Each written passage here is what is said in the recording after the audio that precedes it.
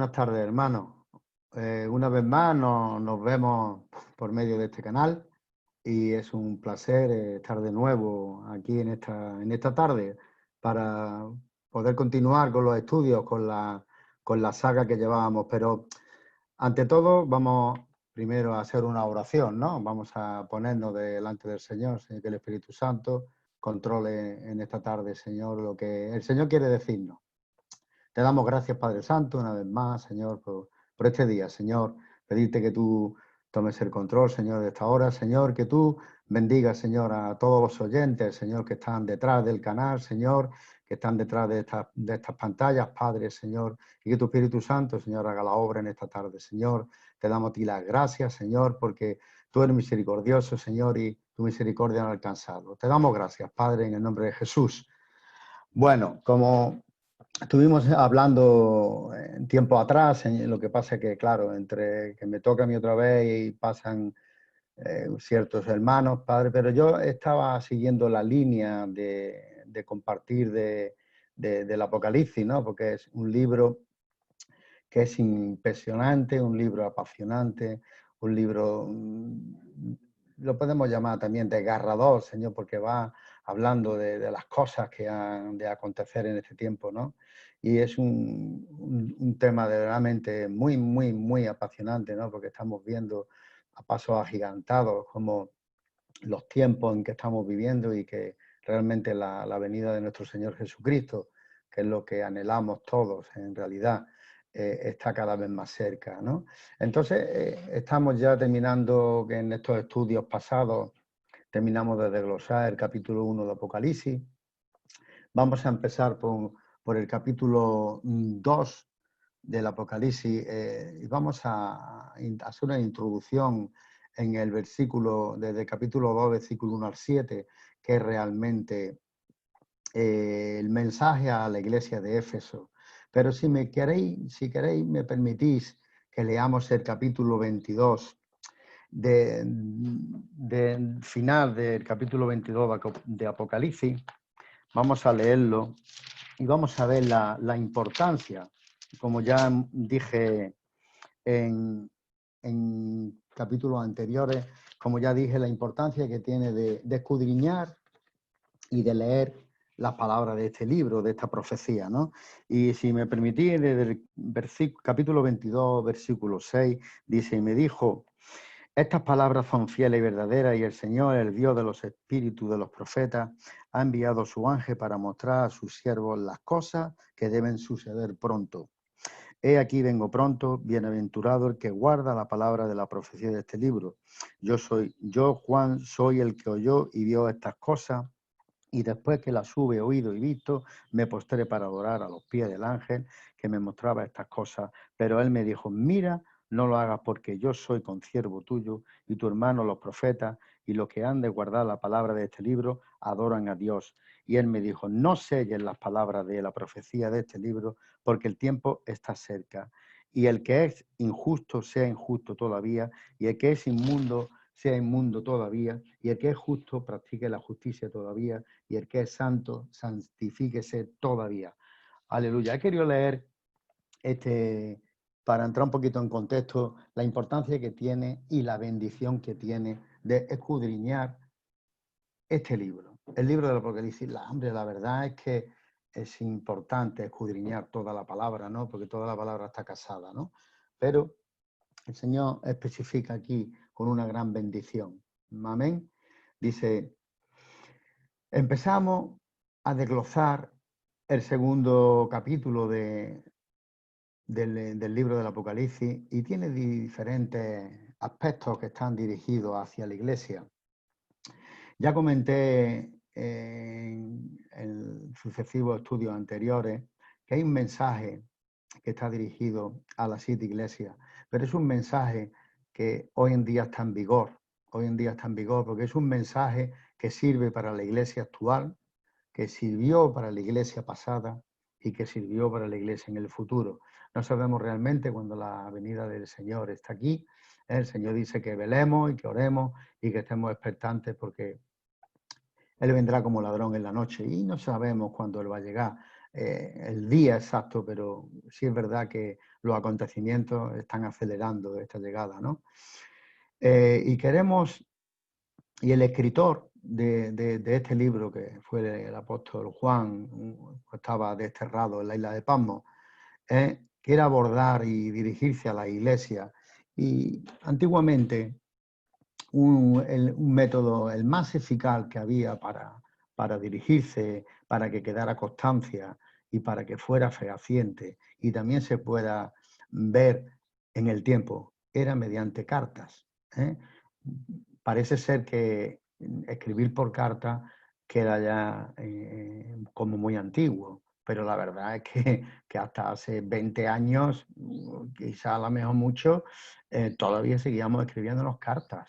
Hasta que ya empezó la era de la informática y la era del internet, en que ya hemos empezado mandando mensajes, entró también operativos WhatsApp, los Messenger y todas estas cosas.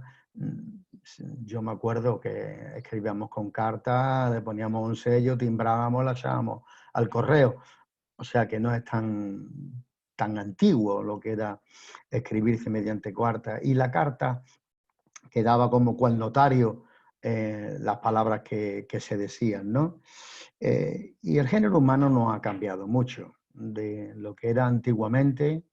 Estamos hablando en los tiempos de Pablo, en los tiempos de Juan, año 90 después de Cristo más o menos, hasta ahora han pasado bastante más de 2000 años y 2000 años y no vemos que el hombre haya cambiado mucho en su interior. Si realmente ha cambiado por el tiempo, según los tiempos, ha cambiado la forma de vestir, ha cambiado la forma de movernos, ha cambiado la forma de expresarnos, pero el corazón del hombre es el mismo.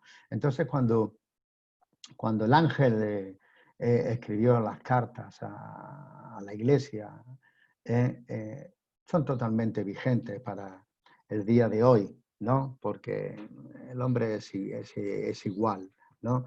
Entonces, tenemos que entender que esas cartas están escritas para nosotros, porque nosotros somos la iglesia, nosotros nos consideramos iglesia de Cristo y pertenecemos a la iglesia con nuestras virtudes y con nuestros defectos. Esa es la realidad, porque Dios nos ama de igual manera, ¿no? De hecho, la palabra dice que a lo vil y no menospreciado vino a buscar Cristo, aquel que necesitaba de salvación, necesitaba de médico, necesitaba de curo. El que es perfecto, ¿no? Y el que no está enfermo no necesita ser salvado ni ser curado, ¿no? Entonces, con todas nuestras virtudes, con todos nuestros defectos, somos iglesia y hemos sido justificados y redimidos por medio de Jesús. Y entonces esta carta de Efeso a la iglesia de Éfeso está vigente en nuestra vida. Entonces, si os parece, vamos a leer el capítulo 2, desde el 1 hasta el 7, y vamos a ver lo que el ángel le dice a la iglesia de Éfeso. Dice, escribe el ángel a la iglesia de Éfeso, el que tiene las 7 estrellas en su diestra, y el que anda en medio de las 7 candeleros de oro, dice esto, yo conozco tus obras y tu arduo trabajo y paciencia, y que no puedes soportar a los malos, y has probado a los que dicen ser apóstoles y no lo son, y los has hallado mentirosos, y has sufrido y has tenido paciencia, y has trabajado arduamente por amor de mi nombre, y no has desmayado, pero tengo contra ti que has dejado tu primer amor. Recuerda, por tanto, de dónde has caído y arrepiéntete, y a las primeras obras, pues si no vendré pronto a ti y te quitaré tu candelero del lugar si no te hubieres arrepentido. Pero tienes esto, que aborreces las obras de los nicolaitas, las cuales yo también aborrezco. Y el que tiene oído, oiga lo que el Espíritu dice a la iglesia, y al que venciere, yo le daré de comer del árbol de la vida, en el cual está en medio del paraíso de Dios. Amén. Aleluya. Estamos viendo como la verdad que el Señor empieza resaltando una iglesia en concreto, 7 iglesias en concreto. No quiere decir que estas iglesias hubieran sido quizás más importantes que otras o simplemente Dios eligió 7 iglesias para mandarle 7 cartas. Podía haber elegido otras. En aquellos tiempos, esta era una iglesia que fundó el hermano Pablo en su tercer viaje misionero, en la cual estuvo 3 años en la zona. Pero Pablo también fundó una iglesia en Jerusalén, la iglesia en Antioquía, la iglesia en Alejandría, la iglesia en Corintio, la iglesia en Roma, la iglesia en Colosa. Todas iglesias eran iglesias muy importantes, eran iglesias grandes, ¿no? Pero, bueno, el Espíritu Santo, por medio de Jesucristo, eligió estas iglesias para mandarle unas cartas a ellas y expresar lo que el Espíritu de Dios nos quiere decir, ¿no? Entonces, ¿qué podemos refutar ante eso, no? Dios ha elegido, siempre Dios elige. Ahora bien, vemos como la carta empieza encabezando al ángel de cada iglesia. Y entonces podríamos pensar, ¿a quién está dirigida esta carta? ¿A un ángel? ¿A quién está dirigida esta carta? Cuando yo escribía, por ejemplo, cuando yo estaba fuera y escribía a mi padre, pues encabezaba la carta al que la iba a recibir. O podía ser mi padre, o podía escribirle algún organismo oficial encabezando a tal, a fulanito, menganito, ¿vale? Siempre iba encabezada esta carta. Y la carta no iba sin un remitente. Amén. La carta no estaba escrita al vacío, ahí, venga, que yo la voy a echar al correo y ya la recibirá alguien. Estaba recibida a alguien. Entonces, los hermanos, así historiadores y estudiosos de la palabra, afirman que el ángel al cual le está siendo remitida esta carta, pues simplemente lo traspolamos a una persona humana, que era la cabeza visible de la iglesia local, como en este caso en nuestra iglesia, es el pastor, ¿no? Quien iba a recibir esta palabra era el pastor, ¿no? Que llevaba un remitente fijo para que después esta carta fuera leída entre el resto de la congregación, ¿no?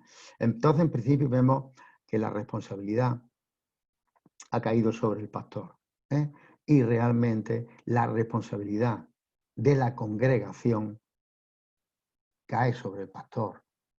Es la cabeza visible de la iglesia puesta por Dios, es el pastor. Después está el organigrama de la iglesia y cada miembro de la iglesia, y todos somos responsables, evidentemente, todos somos responsables a una, ¿no? de la iglesia, pero en este caso estamos viendo cómo la carta está encabezada al pastor. Y otra pregunta que podíamos hacernos: ¿por qué eligió Pablo, el Señor primero, la iglesia de Éfeso? ¿Por qué en un momento dado no podía haber elegido la de Esmirna, cualquier una de las otras 7, ¿no? Ha elegido Éfeso primera.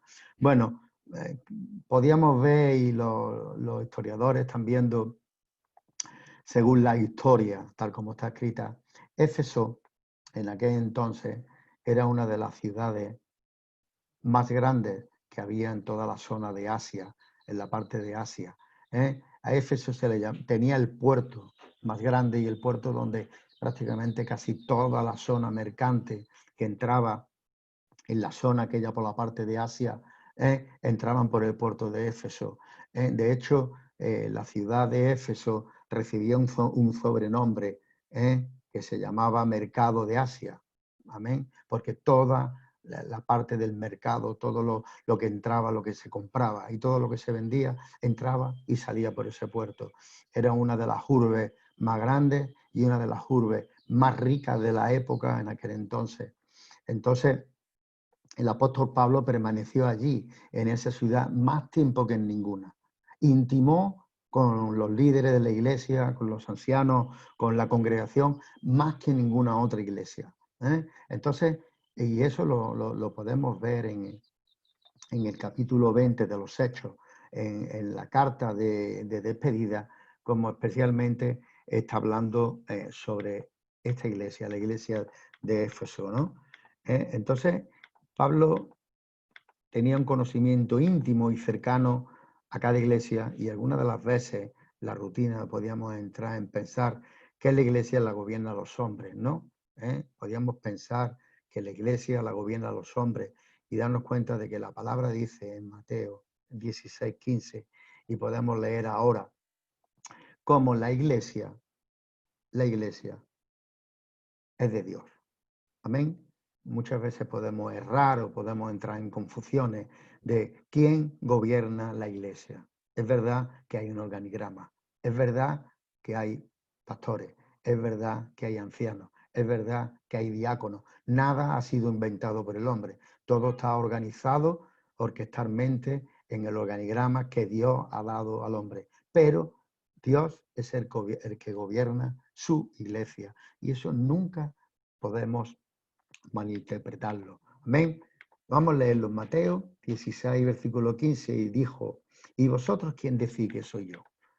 Dice, respondió Simón Pedro, dijo, tú eres el Cristo, el Hijo de Dios viviente. Entonces respondió Jesús, bienaventurado eres Simón, hijo de Jonás, porque no te lo ha revelado ni carne ni sangre, sino mi Padre que está en los cielos. Dice, yo también te digo que tú eres Pedro y sobre esta roca edificaré mi iglesia y las puertas del Hades no prevalecerán contra ella. Amén. Mire, este texto han traído cantidad de confusión. Cantidad de confusión por una mala interpretación que está clara que no la hay, pero sí la ha habido esa confusión. Entonces creemos que la roca en la cual ha sido fundada la iglesia es Pedro. Y Pedro es un hombre mortal como tú o como yo, un hombre que era un siervo de Dios, un hombre que padeció, que sufrió persecución por Cristo y por el Evangelio, pero no dejaba de ser más que un hombre.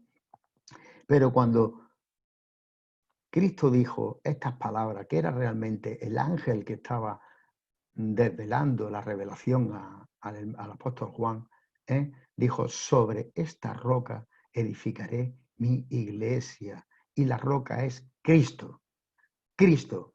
Y las puertas del Hades no prevalecerán sobre ella, porque la iglesia es de Cristo. Y ahí no podemos albergar a que haya ninguna duda de que Cristo es el dueño y Señor de su iglesia. Aleluya.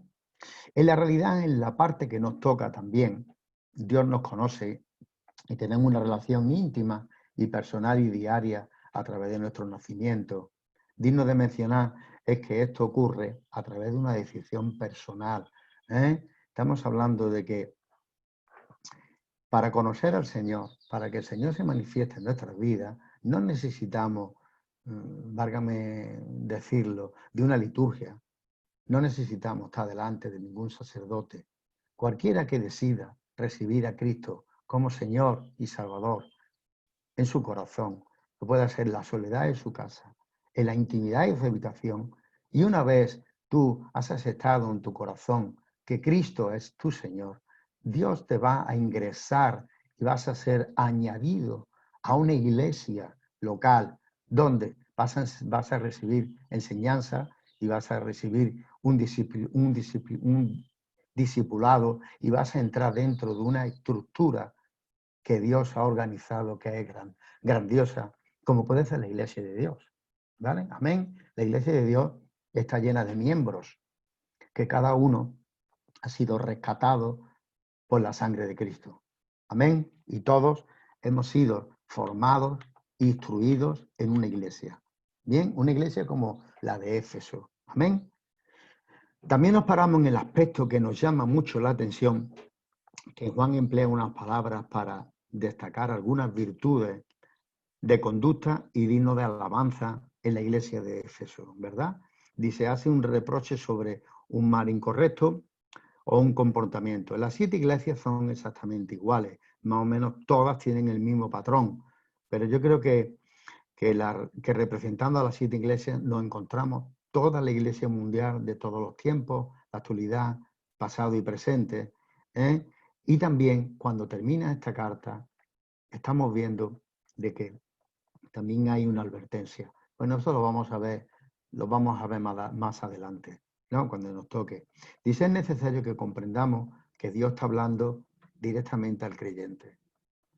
Resalta a la iglesia sus buenas obras, resalta el sufrimiento, resalta la paciencia, resalta el amor, resalta la capacidad de discernir y también resalta la sabiduría de espíritu, evaluando y analizando su doctrina.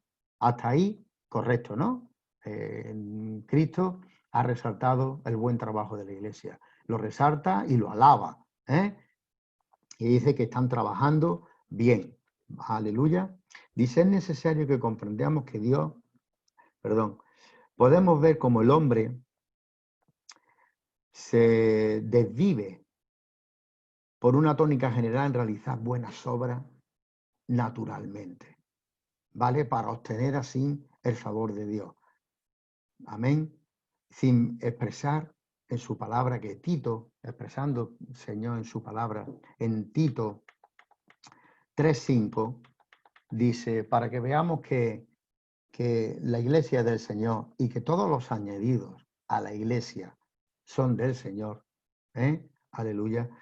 Mira lo que nos dice el hermano Tito. Dice, nos salvó no por sus obras, no por obras de justicia que nosotros hubiéramos hecho, sino por la misericordia y el lavamiento de la regeneración, por la renovación del Espíritu Santo, el cual derramó en nosotros abundantemente por Jesucristo, nuestro Salvador, para que justificados por su gracia viniésemos a ser herederos conforme a la esperanza de la vida eterna. Aleluya. Grandes palabras estas que por la misericordia y por el amor de nuestro Señor Jesucristo hemos sido salvos y hemos sido ingresados en una iglesia como la de Éfeso, en una iglesia en la cual el Señor nos ha puesto un corazón ardiendo para que trabajemos en su iglesia. Qué privilegio tenemos de trabajar en su iglesia. Es un privilegio que Dios cuenta con nosotros para que trabajemos en su iglesia. Dios tiene el suficiente poder, es lo suficientemente poderoso como para hacerlo todo solo, pero Él en su misericordia cuenta con nosotros, cuenta con nuestro trabajo para que su evangelio corra. Resalta el audio trabajo en la evangelización.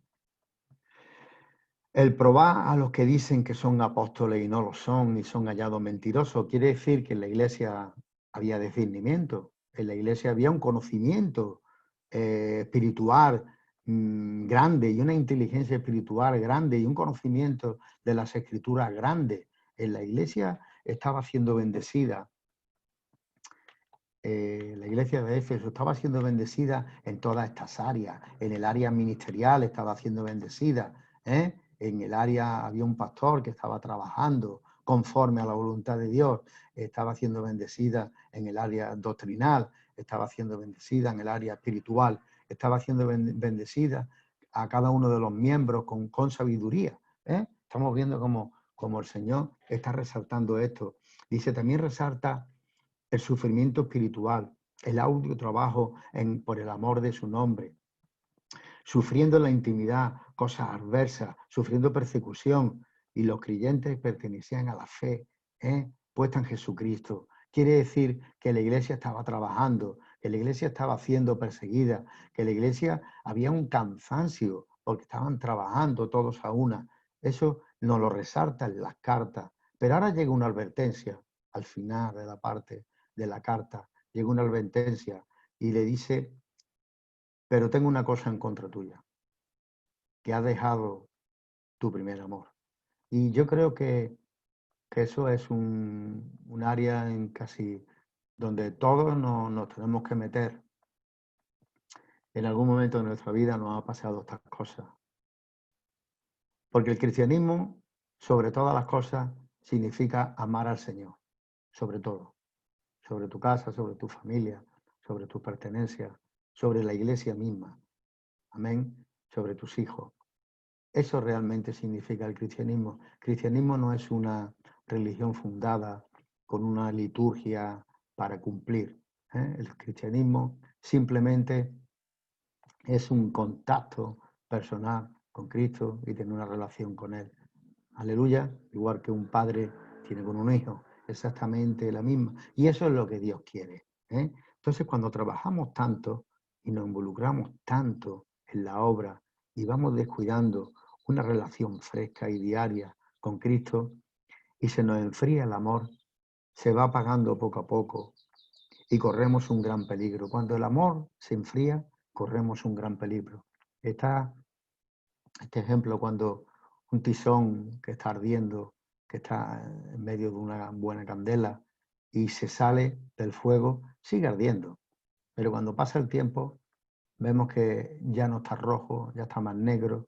Y cuando pasa el tiempo, vemos que está negro, como un tizón, nunca mejor dicho, humeante, pero ya no tiene ese fuego, ¿vale? Como cuando estás dentro, en el fuego del amor de Dios, y ardiendo. Entonces corremos ese peligro.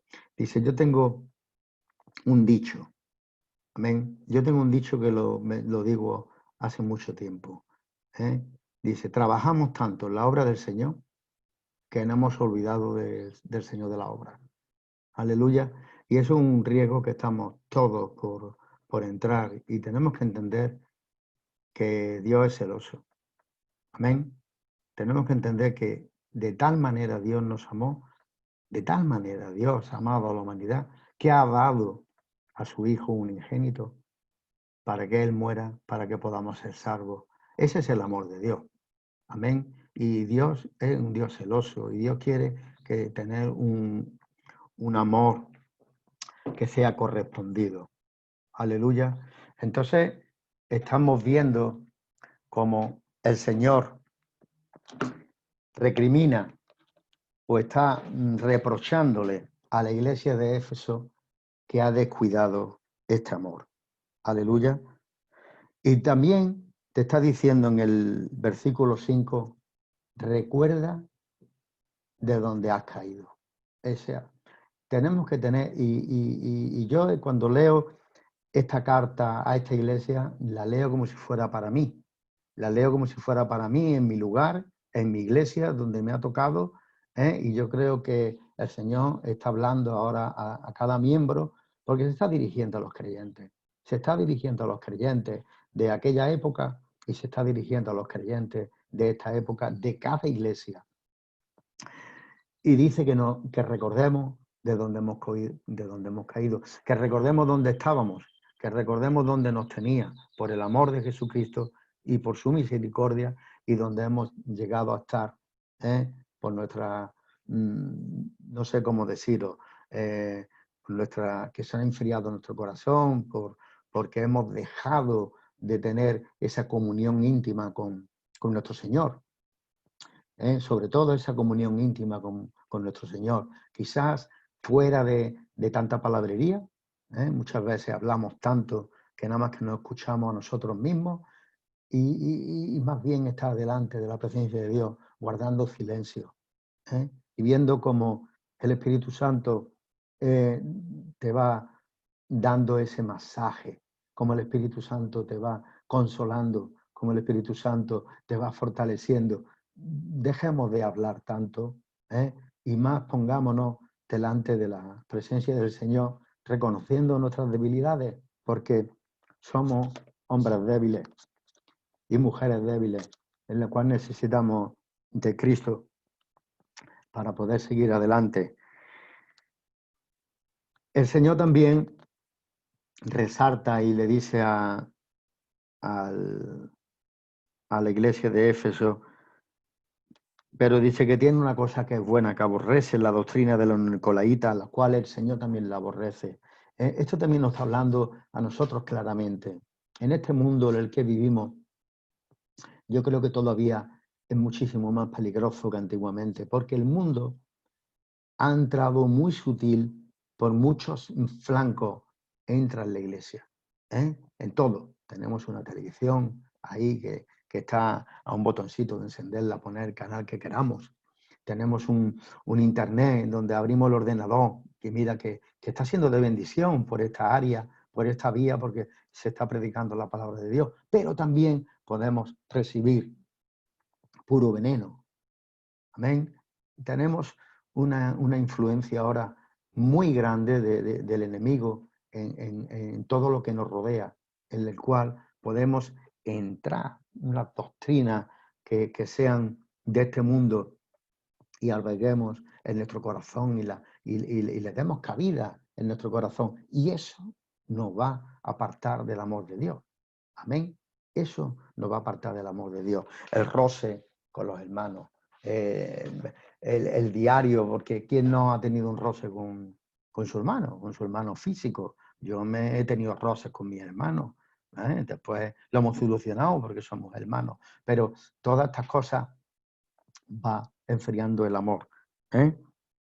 Y también una cosa muy importante, muy importante de resaltar, que dice la palabra al final, dice, el que tiene oídos para oír, que oiga. Cuán cosa importante, porque hay veces que tú le estás hablando a una persona de una cosa y te está escuchando, pero está sordo. Está sordo porque no se entera de nada. Yo lo veo cada día y a lo mejor conmigo también ha pasado que otro lo ha visto, que me estaba hablando y yo estaba sordo, yo estaba en mi mundo, yo estaba en otra historia, yo estaba diciendo, hay un refrán en el mundo que dice, predígame, Padre, que por un oído me entre, por otro me sale. Y me estaban diciendo algo y a mí, yo estaba sordo como una tapia. Y entonces es importante escuchar lo que Dios quiere hablarnos. Aleluya, porque va con nosotros. ¿Por qué? Porque al final la vida de un cristiano está esperando una meta, ¿no? Vamos a ver, Pablo decía que si no fuera verdad en lo que había creído, era el más tonto del mundo. Esa es la pura verdad. Porque se estaba guardando, estaba sufriendo por el Evangelio, tuvo persecución, se hundió 3 veces, fue azotado, fue metido en prisión. O sea, si no hubiera sido verdad su creencia en Cristo y en todo lo que él hablaba, hubiera sido el hombre más tonto de la historia. Por lo cual llegó hasta la muerte por causa del Evangelio. Vamos a ver. Él sabía bien claro y él tenía bien claro que decía, yo sé en quién he creído. Y eso es lo que todos los cristianos, a pesar de la loza que podamos tener encima, tenemos que saber y tener bien claro en, yo sé en quién he creído. Yo sé que Jesucristo es poderoso para guardar mi depósito hasta el día del fin. Eso sí es importante, que lo tengamos bien en mente y bien claro, como ha sido manifestado en esta carta, que no simplemente el trabajo, nos acerca a Cristo. El trabajo es importante. Y Dios quiere que nos involucremos en la obra, porque una persona no puede hacerlo todo. Amén. Un hombre no puede predicar el evangelio, no puede hacer radio, no puede llevar los cultos, no puede llevar la alabanza, no puede llevar la administración, no puede repartir folletos, no puede fregar, no puede barrer, no puede recoger. No. O sea, la iglesia tiene un montón de actividades en la cual todos nos tenemos que ver involucrados, todos. Pero el estar involucrado en esa obra no nos podemos involucrar tanto, como he dicho, que nos olvidemos del Señor de la obra. Entonces, que sea para que podamos recapacitar en esta tarde de lo que Dios nos quiere decir a través de esta carta escrita a la iglesia de Éfeso, que es el tema que hemos tratado en este día. Yo sé que es un tema corto y yo sé que cada mensaje a la iglesia son mensajes cortos, pero cada mensaje tiene un filón. Cada carta tiene un filón, porque el Señor le mandó esta carta, especialmente esta carta sola, con estas letras, con 7 versículos, a una iglesia bastante grande de la zona. ¿Vale? ¿Por qué? Porque tenían que llegar a confrontarse con cada uno, con sí mismo, para ver dónde estaba su amor, para ver dónde tenía puesto su corazón. Amén. Porque el Dios quiere que tengamos nuestro corazón puesto en Él. Aleluya. a pesar de que pasemos vicisitudes, a pesar de que pasemos persecución, a pesar de que pasemos dificultades económicas, a pesar de que hayamos pasado grandes enfermedades, que hayamos pasado penalidades por muerte de familiares, porque enfermedades graves nos atizan. Estamos en el mundo y no podemos olvidarnos que la paga del pecado es la muerte. Aleluya. Entonces, importante en esta tarde que nos quedemos con esta rema, que nos quedemos con esta rema, que pongamos nuestro corazón y reposemos la cabeza como reposaba el hermano Juan en el pecho del Señor, y que depositemos toda nuestra confianza en Él. Amén. Que esta parte de la palabra, que es el final, el libro final de los finales, y el Señor nos quiere recordar de que no importa que llevemos 30, 40, 50 años sirviendo, si al final nos perdemos. No olvidemos ese amor tan grande que Cristo hizo en la cruz, por mí y por cada uno de nosotros, y por ti, querido amigo, que tú me puedes estar escuchando en este momento. Cristo, el sacrificio que hizo en la cruz hace 2000 años, está todavía vigente. Igual que me sirvió a mí, igual que yo tuve la oportunidad de aceptar ese sacrificio en la cruz para mi vida, también lo tienes tú en este día de hoy. La Iglesia de Cristo no es un organigrama, no es una liturgia, no es un hagamos, recemos y vayámonos. La Iglesia de Cristo es una convivencia. La Iglesia de Cristo es una enseñanza. La Iglesia de Cristo es un roce. La Iglesia de Cristo es el amor. La Iglesia de Cristo es la paciencia. La Iglesia de Cristo es la benignidad. Todos estos son atributos que nos son dados por medio del Espíritu Santo, porque el hombre no tiene ni amor, ni paciencia, no tiene nada. Amén. Porque está visto en la sociedad en la que nos envolvemos, que si es posible nos iremos haciendo la zancadilla, nos iremos matando y nos iremos empujando para yo llegar primero y que tú no llegues. Entonces, todos estos son atributos de Dios en nuestra vida para que vayamos adelante. Entonces, por mi parte, en esta tarde no tengo mucho más que añadir, sino que hagamos un examen y una reflexión en esta hora de que esta carta que está aquí plasmada en la palabra sea personalmente para ti. Yo hoy estoy hablando a los creyentes, porque esta carta está dirigida a los creyentes, pero tú, amigo que me estás escuchando, puedes ingresar y ser partícipe de esta carta también, que esta carta también vaya dirigida a ti. Aleluya. Entonces, sin más, me voy a despedir en esta tarde y querer también orar por cada uno de ustedes, por mí mismo, por cada uno de aquellos que también me hayan podido escuchar en esta hora, para que el Espíritu Santo se revele y se muestre y para que realmente pongamos las prioridades delante. Y las prioridades es el amor a Dios. No hay otra prioridad más grande que esa.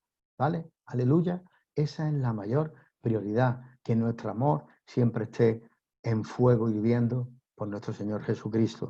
Aleluya. Y si nuestro amor, por nuestro, decía San Agustín, era tan básico y tan grande a la vez, que decía, ama y no te importa lo demás nada. Amén. Si amas, no vas a hacer nada indebido, porque dice Dios que el amor no hace lo malo.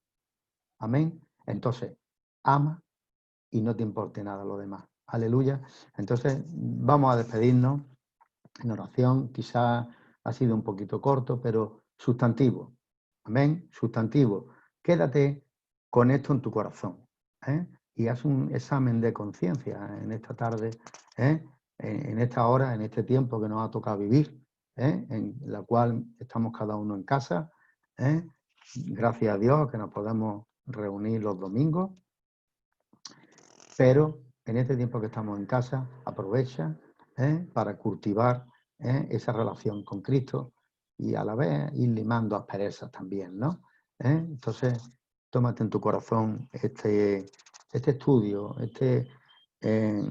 escudriñar de esta pequeña carta a la iglesia de Éfeso, que es una carta especial para la iglesia local, aquí en Fuengirola. Amén. Y que cada uno escudriñe su vida. Te damos gracias, Padre Santo, por tu palabra. Te damos gracias por tu Hijo, por tu sangre, por tu misericordia. Te damos gracias porque tú nos has escogido, porque nosotros no hemos tenido que hacer absolutamente nada.